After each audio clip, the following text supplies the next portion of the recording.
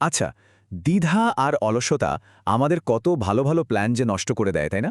কিন্তু ভাবুন তো, যদি এমন একটা সহজ কৌশল থাকতো যা দিয়ে মাত্র ৫ সেকেন্ডেই এই দ্বিধাকে একদম জয় করে ফেলা যায়।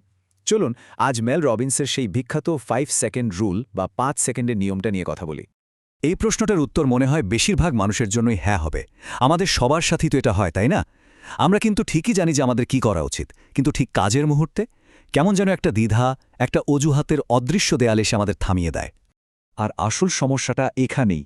আমাদের হাতে কিন্তু খুব বেশি সময় থাকে না, মাত্র ৫ সেকেন্ড।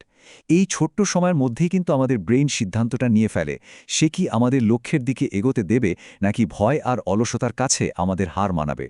কিন্তু প্রশ্ন হল, আমরা এমনটা করি কেন? চলুন, এই যে দ্বিধার ৫ সেকেন্ড, এই সময়টাতে আমাদের মনের ভেতরে ঠিক কি চলে সেটা একটু বোঝার চেষ্টা করি। দেখুন, যখনই আমরা একটু দ্বিধা করি, মানে আমাদের মস্তিষ্ককে একটু ভাবার সুযোগ দিই, তখনই কিন্তু সব গণ্ডগোল শুরু হয়। প্রত্যাখ্যানের ভয়, অজানা কিছু নিয়ে ভয়, আমাদের আত্মবিশ্বাসও কেমন যেন কমে যায়। আর অতিরিক্ত চিন্তা তো আছেই, যা আমাদের একেবারে থামিয়ে দেয়। আসলে আমাদের ব্রেনের যে ফাইট অর ফ্লাইট রেসপন্স আছে, সেটাই তখন চালু হয়ে যায়। আর এই সব ভয়ভীতি মিলে আমাদের কাজ শুরু করার ইচ্ছাটাকেই পুরোপুরি নষ্ট করে দেয়।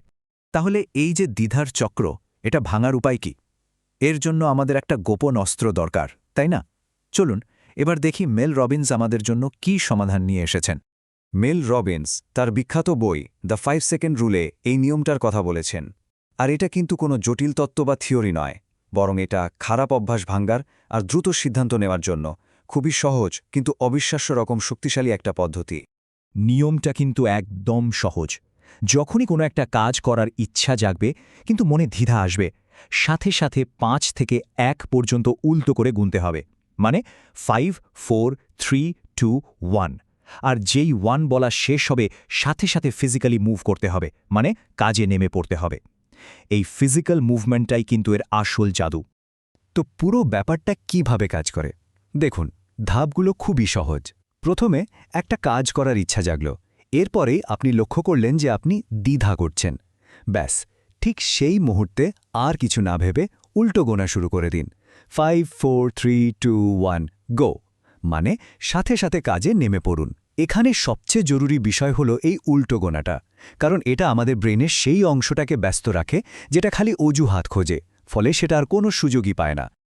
আচ্ছা, এখন মনে প্রশ্ন আসতেই পারে যে এত সহজ একটা নিয়ম, এটা আসলেই কাজ করে কিভাবে? এর পেছনে কিন্তু বেশ মজার একটা বিজ্ঞান আছে। ব্যাপারটা হলো আমাদের ব্রেনকে একটু ট্রিক করা বা ফাঁকি দেওয়া।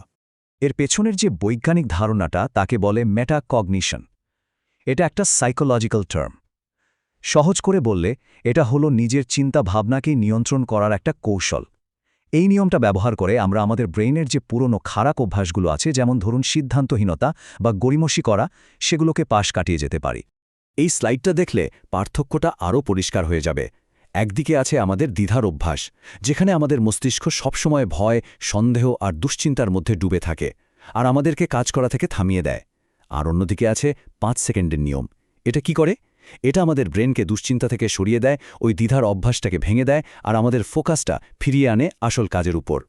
সুতরাং মূল ব্যাপারটা হলো শারীরিক একটা পরিবর্তন আমাদের মানসিক পরিবর্তনেও সাহায্য করে। গণনা শেষে ওই যে সামান্য একটু নড়াচড়া করা, ওই ছোট্ট অ্যাকশনটাই আসলে আমাদের মাইন্ডসেটে একটা বিশাল পরিবর্তন এনে দেয় আর আমাদের সামনে এগিয়ে যেতে সাহায্য করে। তো থিওরি তো অনেক হলো, চলুন এবার এই দারুণ কৌশলটার কিছু বাস্তব উদাহরণ দেখি। মানে আমাদের দৈনন্দিন জীবনে এটাকে কিভাবে কাজে লাগানো যায়। এই নিয়মটা কিন্তু প্রায় সব জায়গায় কাজে লাগানো যায়। যেমন ধরুন, সকালে অ্যালার্ম বাজার সাথে সাথে বিছানা থেকে ওঠা কিংবা ব্যায়াম শুরু করা। আবার অফিসের কোনো কঠিন কাজ শুরু করতে বা মিটিংয়ে সবার সামনে কথা বলতেও এটা দারুণ কাজে দেয়। এমনকি কোনো কঠিন আলোচনা শুরু করতে বা জরুরি ইমেইলের উত্তর দিতেও এই নিয়মটা ব্যবহার করা যায়। মানে ছোট বড় সব চ্যালেঞ্জেই এটা একটা দারুণ অস্ত্র।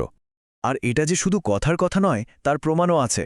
যেমন অ্যাপার্টমেন্ট থেরাপির একটা রিভিউতে বলা হয়েছে, ১ সপ্তাহ ধরে এই রুটিন মেনে চলার পর আমি আত্মবিশ্বাসের সাথে বলতে পারি যে ৫ সেকেন্ডের নিয়মটি আমার সকালগুলোকে পুরোপুরি বদলে দিয়েছে, ভালোর জন্য। ভাবুন, শুধু সকালের রুটিনটা বদলেই কত বড় একটা পজিটিভ পরিবর্তন। আসলে এই নিয়মটা কিন্তু একদিনে জীবন বদলে দেওয়ার কোনো ম্যাজিক নয়। এটা আসলে প্রতিদিন ছোট ছোট সাহসী পদক্ষেপ নেওয়ার বিষয়। এই ছোট ছোট কাজগুলোই ধীরে ধীরে আমাদের মধ্যে একটা বড় পরিবর্তন নিয়ে আসে, একটা এগিয়ে যাওয়ার অভ্যাস তৈরি করে।